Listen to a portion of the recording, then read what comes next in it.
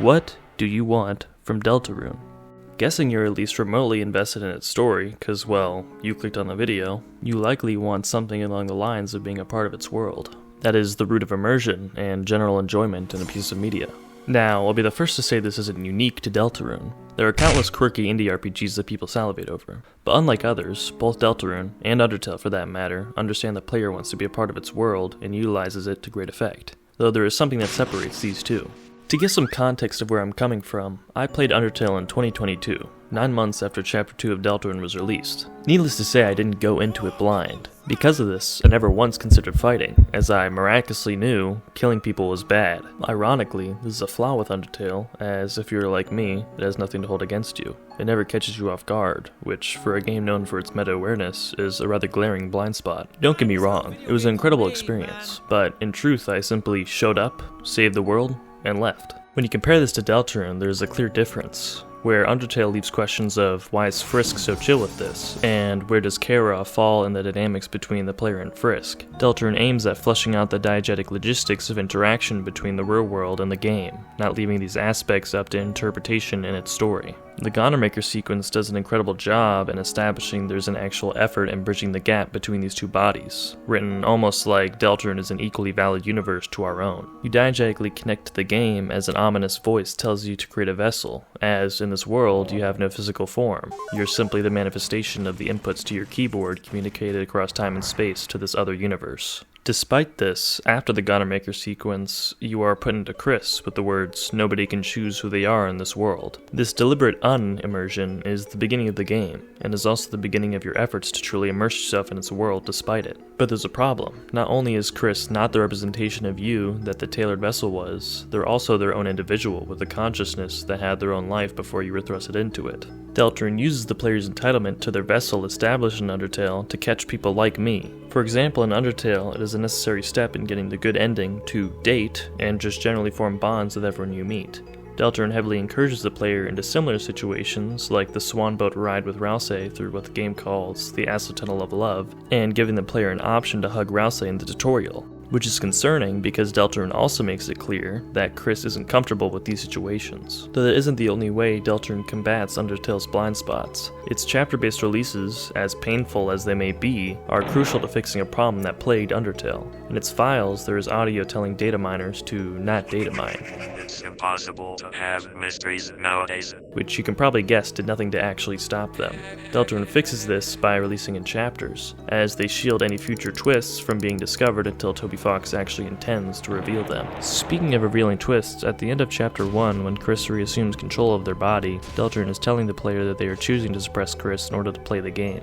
And by continuing to Chapter 2, you confirm that you are willing to look past that in order to proceed. And because of this negligence, Deltarune will always have something to hold against you. Your choices don't matter. I haven't even touched the fight option, and I've never deleted/resetted save files, yet I am still choosing to control Chris against their will. You cannot choose to be a purely good person. Similar to Rousey's reflection at the end of Chapter 1, it's simply more complicated than that. There's certainly going to be a final breaking point where the game addresses your control of Chris, and how you're a bad person because of it. In the context of morality, the same thing that determined the ending of Undertale, there is truly only one ending to Deltarune. Though, I'm sure you all know the drill. These depressing realities are only set up to be subverted. There's a 0% chance it's just going to call you a horrible person and, fade to black. That would be incredibly unsatisfying, seeing that no one actually wants to interact with Deltarune's world through suppressing Chris. In a perfect world, we wouldn't have to. Heck, in a truly perfect world, Deltarune would be real. Can't call me a horrible person in person, now can ya? Jokes aside, the real problem we have now is finding out how Deltarune actually plans to subvert this, which will be rather difficult seeing as it's trying to subvert the very nature of you playing the game. Not to mention, this breaking point is likely to happen during some kind of finale, which we are nowhere close to with our 2 out of 7 chapters. To start, I think I speak for all of us, including Chris, when I say the best case scenario for this subversion is that we just switch Chris out for the vessel. This is easily the best solution, as it's the one where everyone wins. The satisfying conclusion to the story everyone wants. But of course, there's still the challenge of finding actual evidence that supports this. At first, the best thing I could think of is the fact that Deltarune saves the data of your vessel after it's supposedly discarded, which, saving data for something discarded to be used in the future is something we've already seen with the Thrash machine you design, which, after being faked out in Chapter 1, plays a rather major role in Chapter 2 during the Rules and Giga Queen boss fights. So, not only is the reintroduction of the vessel easily the most satisfying subversion to this established reality of one ending where your choices do not matter, it also has substantial evidence supporting it given the parallels to the Thrash machine. There's still of course the question of how you end up in the vessel. Perhaps there is some truth in comparing Rule's card to Gaster, as similar to Rule's bringing back the Thrash machine, Gaster is certainly the best candidate to be behind the vessel's reintroduction. Although going into really any further detail would be purely speculation, I personally think this event will happen in something like Chapter 6 or 5, when Chris, after the player's continued negligence, finally gets fed up and rejects their control entirely, leading to a sort of game over state, where you return to the depths and Gaster pulls out his contingency plan, the vessel, not implying that Gaster was certainly behind the player's insertion into Chris. Anything further than that would be purely fanfiction. But what the hell. After the player regains their physical form, they are sent back to the now roaring torn hometown, or castle town, in which you regroup with your party, finding Ralsei first, then Susie, and maybe Noelle. And then, once you meet Chris, there's a final battle where you try your hardest to justify your actions leading up to this moment. And then, after all that, you'll realize the real problem you're all dealing with is Gaster. Like that's ever gonna happen. But I'll not go into that. Maybe in another video in like 10 years when Chapter 7 releases and I can tell you I told you so. So, another video finished. I think I'm really starting to get the hang of this.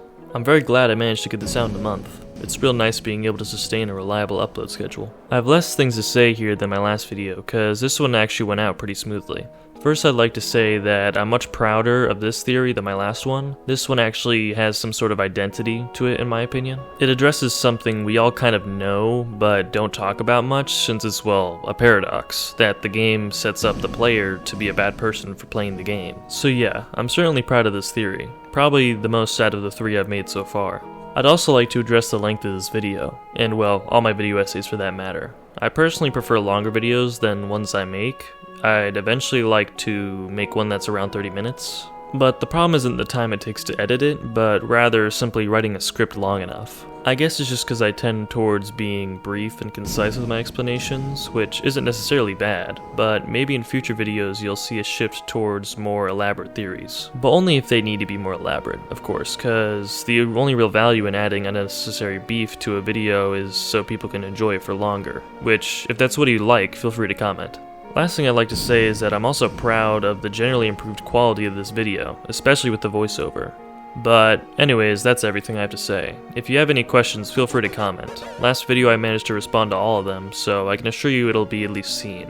So yeah, thanks for watching all the way through, and I'll see you in probably a month. Goodbye.